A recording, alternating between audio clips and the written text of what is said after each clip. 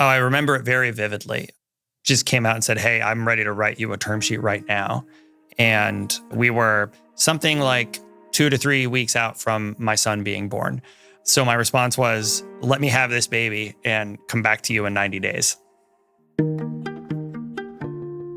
Welcome to Leap Forward, a show about founders and the people who believed in them before anyone else. I'm David Rusenko. So a few years ago, I heard a pitch from Jimmy Douglas. He was raising money for a company, a marketplace for electric vehicles called Plug. And in that meeting, there was something about him that really stuck with me. It was this kind of energy that clearly I wasn't the only one to notice. Every single one of his rounds has been oversubscribed. And Miura-Ko, this legendary startup investor, even chased him down to start his own company. I could tell that there was sort of an entrepreneurial itch that he had. And so I asked him the question, what's keeping you from being a founder? Where did that drive come from? What was it exactly? It wasn't until this conversation that I realized just how interesting and different his upbringing really was. He didn't go to Stanford. Instead, he got to start selling vacuum cleaners on straight commission at 16 and had to move out on his own in high school. Today on the show, Jimmy's unusual path to becoming a startup founder. And now, Jimmy Douglas.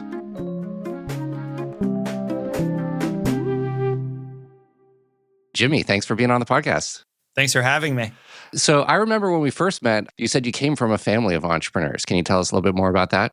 Yeah, it started back in San Jose, California. I was born in 1984, and my dad was running a company that he had co-founded called Test Point One. And they were a designer and manufacturer of testing equipment for printed circuit boards, which was very quintessential Silicon Valley back during that era. That was my introduction into the world. My third birthday party was at a conference room table. I had my own toys and books and a shelf inside of his office. And I recall my first day, quote unquote, on the job, where they brought everybody's kids in and gave them things to do with equipment we otherwise wouldn't be handling. My dad and his partner sold their company when I was 6 years old. And then at that point, we lived a bit of a semi-retired life for a little while. My whole family moved to a Christmas tree farm in the middle of nowhere in Oregon. What was it that made your dad want to move and buy this Christmas tree farm? I wish I could ask him. I'm not totally sure, but I think they had both romanticized the idea of a little bit more of a simple life where we can be owners of property, have space to do whatever we want. But obviously that comes at the cost of being pretty far away from everything else that's going on. How was that experience for you moving from San Jose to the Christmas tree farm? Honestly, really tough. It was a pretty big culture shock. We were living in a town that was so small that when I was old enough to go to high school, I had to go into the next town over, which was a population of 2,000 people. Culturally, it was a really big shift, and it took a really long time for me to find my footing and feel like I had a sense of belonging in that community, well over a decade. Honestly, I never really felt like I fit in there. If I'm being brutally honest, I was bullied pretty mercilessly there. I remember wishing that I could leave. And by the time I turned 16 and finally got a driver's license, I was basically never really at home. And I was making friends in cities that were closer to Portland, Oregon, and going out pretty much all the time, including getting a job outside of the family business so that I could start establishing a bit more of a sense of independence from that whole situation. If you did sometimes feel really lonely, like what were you doing in your free time? What were you interested in at that point as a kid? Well, the internet came out, and that obviously changed the game for a lot of us. I remember being 9 years old when we got a CompuServe account, and then eventually an AOL account, and then eventually a dial-up connection through some sort of local provider. And I spent a lot of time on IRC. I did a lot of gaming. I was really big into like Quake 2 as an example way back then, early Counter-Strike when it was a Half-Life mod. And I was really involved in my Boy Scout troop too. But then my parents split up when I was 14, which was pretty tough. And my dad and I stayed in the house in Eagle Creek Tragedy then struck. My dad unexpectedly had an aortic aneurysm. He died in the ICU a few weeks after that. Oh my And gosh. I made the conscious decision to be on my own, which in hindsight was a pretty arrogant move, but it seemed like a better idea for me at the time to hang on to that versus move about 100 miles away where my mom was at the time. I got a job at Sears selling vacuum cleaners on straight commission right after I got my driver's license. And when you're really motivated to make money and you're on a straight commission job with no hourly wage as a 16-year-old, that can take you really far. And then eventually I bounced around a little bit between friends' homes and people affiliated with my school before landing myself in an apartment when I was 17. And that's how I finished up high school. But I managed to finish early and actually start college early. And that was around the time I got a job at a Volkswagen dealership in the service department. Yeah. So tell me about that. So you're on straight commission, you're motivated, you're making your own way. And then how did the job at the Volkswagen dealership come about? Like many of us that were nerding out on the internet as 9-year-olds, I was moonlighting my income through fixing computers for money. And I found myself doing that at this dealership through some friendly connections. And then one day when I'm working with the service manager on something, he just looks at me and he says, "Do you want a real job?" And I went from fixing their computers for pocket cash to becoming a lot attendant. And that went on for about 6 months before they fired the person who I was reporting to, and they gave me his job. So shortly before I turned 18, I was more or less supervising a team of technicians, parts people, receptionists, and operating a full business between the hours of 5 p.m. and 1 a.m. 5 days a week. How did that feel being that age and then having that responsibility? Like, did it feel like you were doing something that you felt like was right? Yeah, honestly, I vividly remember the moment that it happened. And the first thought that came to mind was, hey, my pay just doubled. That goes a long way when you're a 17-year-old and you're trying to make it. Obviously, I had plenty of sales experience under my belt, having sold vacuum cleaners in exchange for straight up livelihood. And I got to be around cars the whole time. So for me, it felt like the universe was putting a gift in my hands that I needed to capitalize on. And truth be told, it was a 30 to 40 hour per week job on nights and weekends. And that platform enabled me to go to school full time and pay for it while I went. I literally don't even know how to take out a student loan because I didn't have to. So you said during that time, I mean, obviously you were around an environment where there's a lot of cars that were being bought and sold. Did you have a lot of cars around growing up? Not as many as I think we all would have liked. My dad had a Jaguar XKE. He had a Corvette that he bought right after he sold the company. When my father and his business partner were entering their semi-retired life, their first entry into it was attempting to build a replica of a 1934 Packard. And then we went through pretty traditional family SUVs that are really cool in retrospect now, like Bronco, early Tahoe, and all of that. But this dealership, that's what gave me a lot more access to vehicle supply. And one of the ways that manifested was me having owned 30 different cars before I was 30 years old.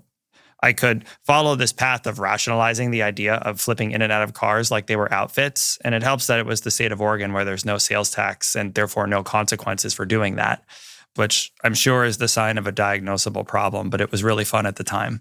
Was this like a big moneymaker buying and selling the cars, or you just started getting super into, all these different cars? I did have interest in turning it into a business, but there was too much tension between that and my yearning to have a real technology career. I was pretty hell-bent on getting into a high-growth software company and just treating my time in automotive as a springboard into becoming more independent. At what point did you become aware of this startup concept and that it's something you might want to do? I actually always knew that I wanted to be a founder of a startup myself. It was definitely just being inspired by my father, and I certainly wouldn't have admitted it to him at the time, but I always idealized the concept of having an idea, manifesting it into something that's real, building it into a business, creating jobs, creating generational wealth for our family. It was really the only aspiration I had. So Following the graduation of college, I had plenty of ideas that I was ideating on, but I didn't know how to build anything or manifest an idea into something that had been built. So I was really looking to join as early stage of startup as I possibly could. Yeah. Was there a moment you're like, okay, it's time to move on to the next thing? And what was that next thing? I found my way into my first software job at a company called Smarsh. There were about 30 people working there at the time. They had just received a round of funding. And over the course of an 8-year run there, we grew to many hundreds of people. So that was the exact type of boot camp into a high growth environment that I was looking for. And then you moved to Tesla. Tell me about that process. Yeah, that was wild. Tesla happened a little bit on accident. I took a little bit of time off and I was searching for inspiration, but it wasn't totally clear what I should do. And I ended up speaking with a recruiter merely out of pure curiosity because I saw the company as one that has the intersection between multiple passions of mine. And she sized up my experience and put me in touch with a recruiter that was sourcing people for a non-advertised leadership development program. And the idea was that they would bring in people with some relevant experience, rotate them through a few departments, and then if you can make it, you'll land somewhere in an interesting role. Within a couple of weeks, I had an offer letter in my hand, and I started in January of 2018. And that was peak madness at Tesla. It was the most shorted company in the world. Elon was literally sleeping on the floor, and we were ripping our hair out to try and figure out how to manufacture 5,000 Model 3s per week so that we could hit cash flow positivity. And we did everything imaginable to try to make that happen. What was that like those first couple of days? Do you have any memory of like walking into the building and being like, this is crazy? I had never worked at a colossal company like that before. And what really struck me when I was put in the first seat on the engineering finance department was just the magnitude of responsibility each person has there, including me, somebody who was brand newly minted at the company in a finance role, having never done a finance job before. So tell me what you eventually ended up doing at Tesla. In the end, I was overseeing sales and delivery operations for the core automotive business across North America, and most notably for Plug, the used car remarketing P&L, which the financials, it's absolutely in the billions. Whole nother scale. When was the first moment when you sort of looked at that and thought, there might be a company to build here? I made a couple of observations. And the first observation was that only a small number of dealers participate very meaningfully in the used EV business. Today in the US, just 2% of dealers are selling over 50% of all used EVs. Most dealers are totally opting out. And the light bulb moment came on for me when I realized that it's extremely challenging to try to make this asset fit into what already exists. It just wasn't built for it. And we could move faster if we started from ground zero as if nothing had already been built. But from there, it's still a while until you launch your company, right? Yeah. So you wanted us to talk to Miura-Ko because she was the first person who really pushed you to start your own thing. So why don't you introduce Anne? Who is she and how did you meet? She's a legend. I'd been following her on Twitter for years. I met her through a mutual friend, and she had put the beacon out to talk to general managers or operators from companies like Tesla and Uber. And I was excited to have an excuse to actually meet her for the first time. So she kind of described that first conversation to us. And so I want to play that tape and then get your reaction. Cool. I realized he wasn't really a fit for the company that I was looking for, but I could tell that there was sort of an entrepreneurial itch that he had. And so I asked him the question, what's keeping you from being a founder? And he responded that he had a bunch of ideas and he wanted to figure out if the idea was big enough. And he was so busy working at Tesla that he didn't prioritize that. Tell me about that conversation a little bit more from your side. It sounds like that was maybe the spark of thinking, you know, I might have this idea that I'll go start a company. I think this is probably true for a lot of would-be founders. Sometimes what you need to move through your inertia is seeing that somebody who very credibly has backed world-class founders believes that you can be one of those people too.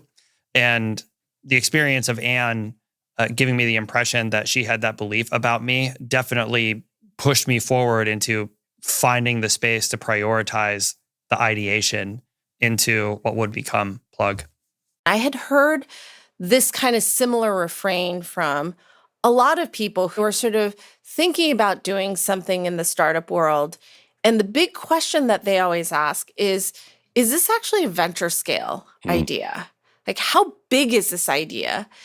And is it worthy of pursuing? And so one of our principals at the time, Lior, said, I think I can run a program. And it was, I think, maybe a cohort of 5 or 6 individuals. And Jimmy sort of went through that process, tinkering on this idea that he had that eventually turns into Plug. And she said, actually, you were the only person out of that program that they ended up investing in. Oh, funny. I didn't know that. I asked her why you stood out. And here's one of the examples that she gave. So we have this concept within Floodgate, which is when you're at the very earliest stages of starting a company, there's moments where you're just going to change your idea totally. And the best entrepreneurs, what might look like random path, it's a precise way of figuring out where your hypotheses are, testing them. And when we encountered Jimmy in this context, what we started to see, he was very much a truth seeker. He didn't get stuck in a particular form of an idea. He had strong convictions, but they were very loosely held. I hope some of my team listens to this because they're going to laugh hysterically, because to this day, that is a characteristic that we've been carrying around culturally. I build conviction on ideas really quickly, and I'm just as quick to push them aside if my hypothesis has been disproven. And do you have anything else that you look for typically in founders? So the other thing that we care about is founder market fit. And the depth of founder market fit actually comes from your own personal lived experience. That's something that Jimmy just had in spades. It's partially because he was in this market building out, for Tesla, the used car market from the ground up. And so he knew viscerally what was required to make this all work. Now, another difference, though, was that Jimmy was a solo founder, right? And usually we have a little bit of an allergic reaction to the solo founder because there's a few reasons for that. One is, will this person actually have a longevity? Will they be able to withstand the loneliness of being an entrepreneur? I actually had a lot of confidence that he had the grit. And so those were sort of concerns that we could overcome, given the fact that he was so outstanding and just sort of thinking through this idea. Was there any one moment when you kind of helped him see that he might want to start a company, or maybe a conversation you had with him around hey, I actually think you'd be a good founder? I think we were telling him that for a while. So part of putting him into this program, we were like, hey, we think you could actually explore something and see if it's big enough. Even after the program, we were saying, hey, we want to keep knowing what you're working on. And then finally, I think Jimmy went on paternity leave. So his son was born. And it was just sort of this moment where we're like, he is now taking a little bit of time off, and his brain is going to sort of emerge from this fog, and he's going to have this baby, and it's going to feel like a new era for him. Mm-hmm. And maybe this is the moment. So walk us through what that moment was like for you. Oh, I remember it very vividly. She said, hey, I'm ready to write you a term sheet right now. And we were something like 2 to 3 weeks out from my son being born. So my response was, let me have this baby and come back to you in 90 days. More after the break. And now, back to the episode.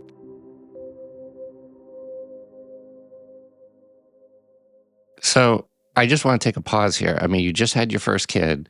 One of my biggest memories, with both of our kids is just they're so tiny, almost like the size of a burrito. They're, those first couple weeks, they're snuggling on your chest.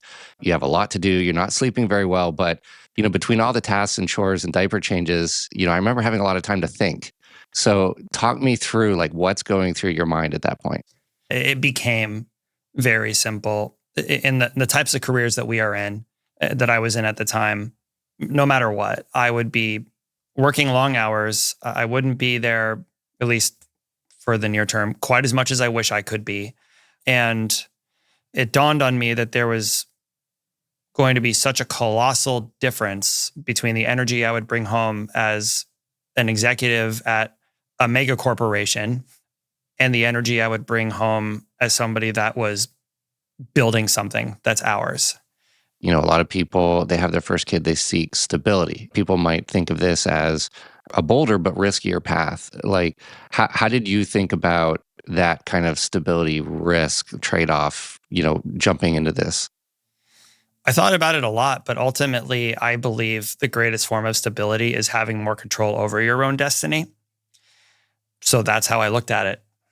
So I want to get into the Series A in a second, but can you just describe sort of where Plug is now in terms of, who's using it, what does it do for them, and kind of like a rough sense of scale? Yeah, absolutely. Plug is a marketplace at its core, and it facilitates buying and selling of used electric vehicles. We got off the ground with the thesis that electric vehicles should be represented in a differentiated way, because when a combustion vehicle rolls off the line, its capability is static. The equipment on it, unless it's physically modified, is not going to change. Whereas an electric vehicle can change its capability overnight through over-the-air software updates.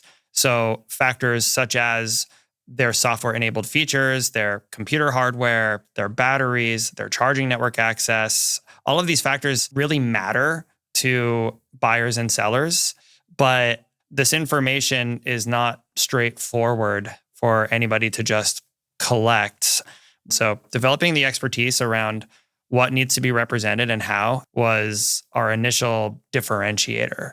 And it worked. We have very clear-cut data that shows that most EVs that are sold on Plug are either going to sell faster or for more money or both. And it's because of the confidence that we've injected into the transaction. Yeah, I think that the piece that I didn't totally appreciate was how different it is to value an EV versus an internal combustion engine car. Like, I hadn't thought to question that at all. Right. But he had seen it viscerally from the fact that the way a car actually ages is very different because you don't have as many moving parts. And so mileage is less relevant than the health of your battery. And then these cars, they've become basically, roving batteries on wheels with software. And then the software also can be valued in different ways. And so when the car actually changes to that degree, how do you value it, especially in a used car market, was not something that I had really thought through. And the world hadn't really caught up to that either. And so that was interesting to me. One of the things that I've admired about you is you seem to be phenomenal at telling your story and doing a good job with fundraising. You've now been through that a couple times. So I'd like to kind of touch on each of those. Let's start with this seed round, right? So you have a newborn at home, you're pitching investors. Anne had said, Floodgate was willing to write a check. How was that process? It was really fortunate. Floodgate led the round. They filled half of it immediately and made a few introductions, including to you. That's right. And I learned really quickly about funding round dynamics that I was naive to before. And we were fortunate to be in the, to be honest, stressful situation of being oversubscribed and not being in a position to bring everybody on board that resonated as an investor. In the end, what would have been a $2.5 million initial close ended at $6.7 million in total seed funding. And, Jimmy just seems to be a really talented fundraiser. Yeah. What do you think about him, makes him good at fundraising? He's always thinking through what the objections might be. And so he's practicing constantly the stories, how he's going to tell that story, how he's going to respond to an objection in a way that I don't think people want to do. And then he backs it up, I love, with like facts and like graphs and articles. It's not just a story that he's spinning. So yeah, let's move on to the Series A. So I think, every round of funding is different. And, my experience has been that they just get harder and harder over time. Tell me the story about how your Series A came about. Yeah, they had absolutely nothing in common. I would say the smart thing that I did was met investors with introduction calls very early on, effectively right after closing the seed round. By the time I decided to start raising the Series A, I had been building relationships and periodically checking in and showcasing our work with over 70 Series A funds. And I was transparent about the fact that I was raising. I see a lot of founders out there that try to be coy about it and put together materials and pretend that they're not. I was very explicit that we were ready to do this now that we had built a repeatable growth model and we were heading directly into 2026, which I believe is the year of the used EV in this country because of the mountain of lease returns that are about to start coming back from the Inflation Reduction Act impacts. So it was a 7-week process. I had over 100 meetings, and ultimately we signed with Lightspeed Venture Partners, specifically their fintech team. You said there's a mountain of used EVs coming down the pike. Tell us more about what that impact's going to be. Yeah, so what happened was in 2023, the Inflation Reduction Act took effect, and one of the many components of that was a tax credit for newly purchased electric vehicles. There was a loophole in the way the law was written that also applied to leasing with far fewer restrictions. So what happened was basically overnight, over half of new EVs that were sold in this country were leased generally for 36-month terms. So 3 years later is now, and there's an estimated 1.1 million EV leases coming back over the next 3 years. So we're going to be looking at very rapid growth of the market overall. By my projection, it should 8x between now and 2030, at which point it should be worth north of $100 billion nationwide. Wow. Back to the Series A, my experience with a lot of these rounds is that they're very manic in a sense. You go out there, you have your first meetings, Yep. and it's very exciting. You always think that first meeting goes well, and then you start having some second meetings, and then you start getting the no's.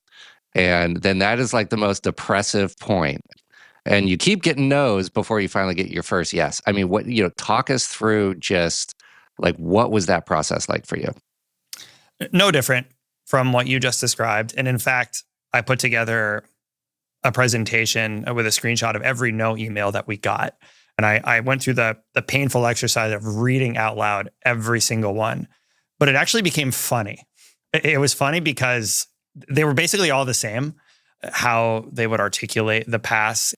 What was that language they'd use? The easiest one to make fun of is cheering you from the sidelines, sort of just like on repeat. Yeah, I mean, that face is so hard, right? I remember when we were raising our Series C and kind of like in that moment where all the no's started coming in, I remember calling up my co-founder just like in this full-blown panic, and he was able to calm me down. You're a solo founder, so I'm really curious to who you call in moments like that. And I actually talked to Anne and she brought this up too. So let me play you one last clip from our conversation. I always think about the fact that being a founder and being a CEO is such a lonely job. And the stamina required for it is just extraordinary. And so I hope, and this is sort of a hope I have for all the CEOs that we work with, is that they have the right support networks.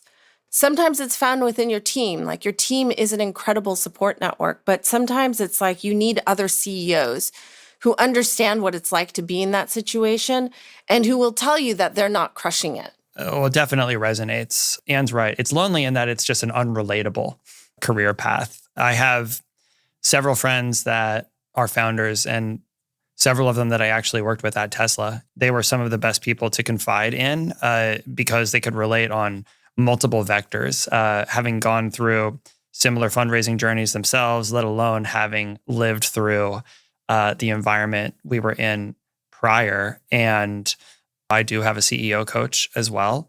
And she played an absolutely critical role in helping me keep my head in the game all the way through.